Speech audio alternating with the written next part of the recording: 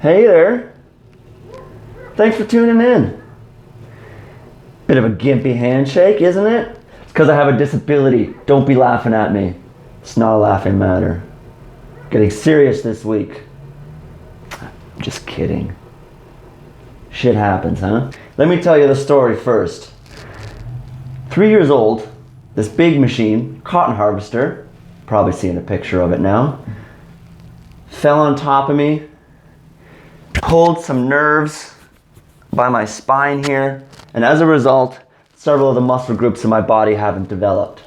One of them specifically, the tricep, which then wraps around here to the muscles on top, which help pull the fingers back. Those ones didn't. The other ones, the ones on the inside, which go around here and into the bicep, look at this baby.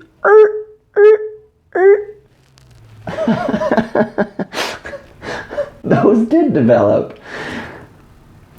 And so what happens is my fingers get pulled in. Then in my teens, my sister advised me that I should start stretching it out so that way the muscles don't shrink too much.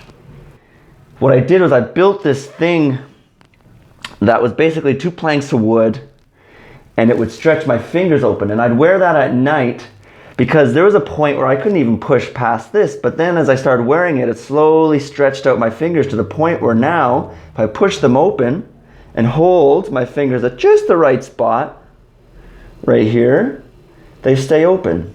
But what has happened with time is, over the last 5 years or so, I stopped wearing this thing. And now they're starting to collapse a little bit. So guess what this week's project is?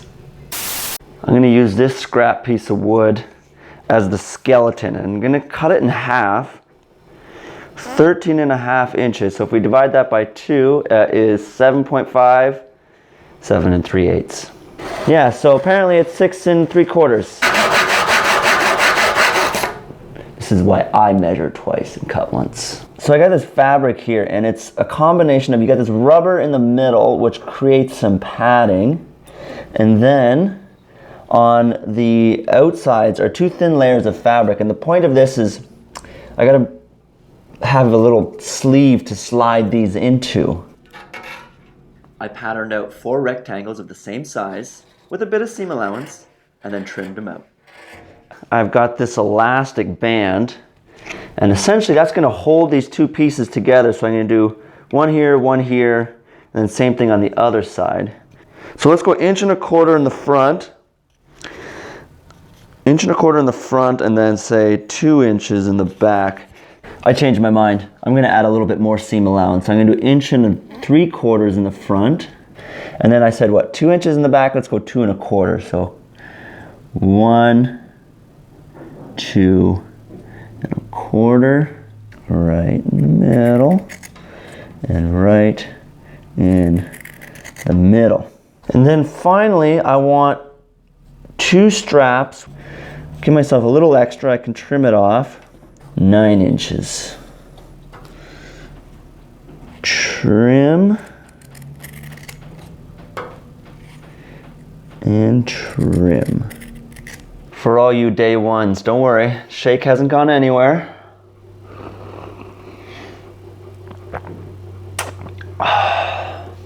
And as good as ever too. Now there was one thing I did forget to do. With the original one, there was 2 pressure points. One right here underneath, because I was always pressing down, and then 1 pressure point here at the top, because I was always pushing against the top. So what I'm going to do is I'm going to create these 2 little sleeves where I'm basically going to roll up some of this fabric and just slide it in. And that gives me, that might be a little bit much actually. Let's go 1 3/4.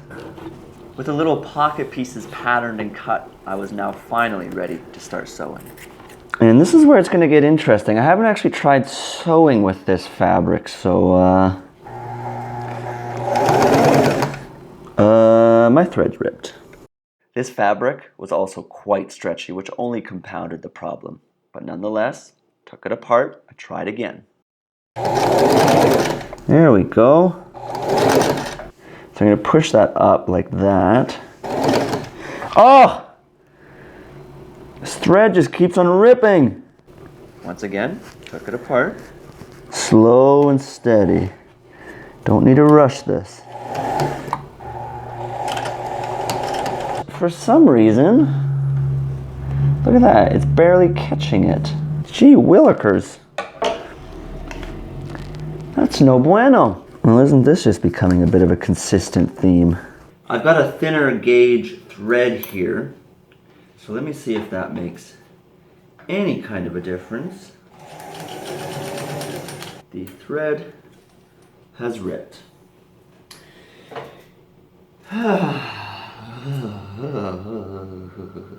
I gotta just be patient because there's stumbling blocks around every corner, and everything is a learning experience. I was attempting to stay positive, but I was struggling to keep it together. With enough perseverance, I eventually got it done. Anyways, there we go, and then it's just gonna tuck in there some rolled up fabric. So right there is gonna be the center. Make a little mark right there. So lay down one of these short ones at the front, 1 strap, 2 strap, and then this piece, again, getting ahead of myself. I gotta put some Velcro on the top first. Oh, and there goes the thread. Ah, Jesus! Ah, this damn thread. But then, I had a eureka moment. Why am I making this whole thing out of the spongy material? I'm going to use this fabric that I made my shorts out of last week, because all I need this spongy fabric for anyways is the little bits that are by the pressure point, which I roll up. So I put on some cheer me up music and started all over again. Baby girl, shake that cake. If you spend a little more, she gon' fill up your plate. Fill the sparks fine, so we smoke and get baked. And she can stay on one in that weight. Stay money making all day. So much better. Lay this one down. Line that up. I lay down the next one. Next one. Bada boom, bada bing. Okay, roll these up. I gotta lay this one here. And then this has gotta go over. Now this last one. And then finally, now here's the challenge. Can I turn this inside out? Come on, out you go. Just yank, yank, yank, yank, yank, yank, yank. Where's the pin? Okay, that's one pin out. I must have fumbled with it for at least 15 minutes until I finally got it right way round. Here's the real test. Does this actually fit in here? Okay, perfect. Oh, Jesus. Mandy, where were you along this process? What I've done is I've attached a long one and a short one, and a long one and a short one. And what I should have done is long, long, short, short. Let me trim off a little bit there, and trim off a little bit there. So the comedy of errors continues. But I have to attach this here and this here, like that, even if I flip this back the other way. It's just logically impossible. Now that I'm thinking a little more clearly, there is actually a way I could have done it, but at the time I was too frustrated, so I just left the raw edges out and stitched down the 4 corners. Make sure that fits, yeah. So if I fold that up like so, stuff that in there. All right, that one's in. Come on. Might be a little bit hard to see, but it's in there. So these wrap around like this, which means that this has to be on the underside like this. So again, this side. I'm not even gonna bother closing it up in the back here. It's pretty rough looking anyways. Again, make sure sure that's over top of the knuckles. And closes and wraps around and closes. Cheers. Real world tests is what I am about. But first, these gelatinous little beauties in between all the toes. Let's see what you're thinking. Don't be so harsh on my girls. I have flat feet, walk quite a bit, and as a result, one day, I got this nerve pain shooting up my foot. Ooh, it's there for the rest of the day. Start happening more and more. Stretching them out helps. Our toes are naturally supposed to be like this, not like that in shoes.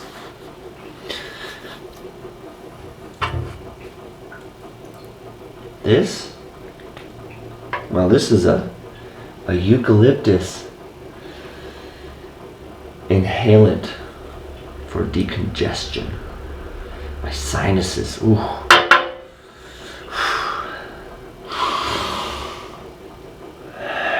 Deep breaths apparently is the secret to this. Big deep breaths. Close it as much as possible. It is an inhalant after all. Nice. This I put on the pillow and I keep it there for the rest of the night. Continue to get wafts, you know? And now finally,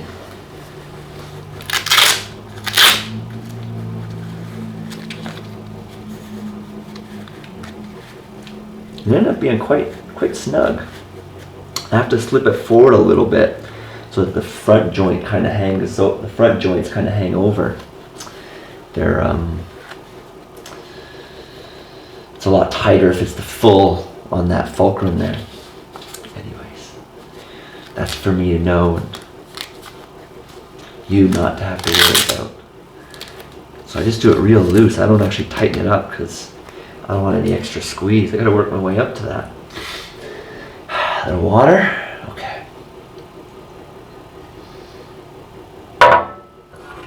Now, night night. I'll check it in the morning, alright?